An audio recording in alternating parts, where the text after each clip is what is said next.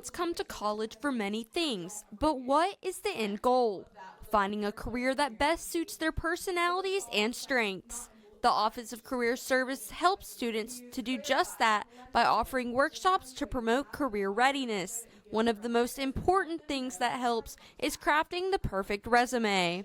Today we did resumes, and so we wanted to look at how to create that perfect standout resume that's going to make sense to employers, catch their attention, and hopefully lead to jobs or internships for students. The workshop offers several tips and tricks on how to make a resume stand out. Consistent formatting is key. Don't use templates that confuse employers or make them jump from left to right around the page. Do use black ink to keep the page clean and concise. Do use action verbs in your bullet points. And finally, keep your resume to one page. The average employer looks at a resume for 7 seconds, so students should make sure to convey as much information in that time as possible. Resumes are not the only topic that the Career Services Workshop cover. It can help with interviewing, networking, and offer advice for students attending career fairs. A full schedule of workshops can be found on Instagram and by visiting the Office of Career Services in Eldridge Hall. Savannah Edgar, Troy, TrojanVision News.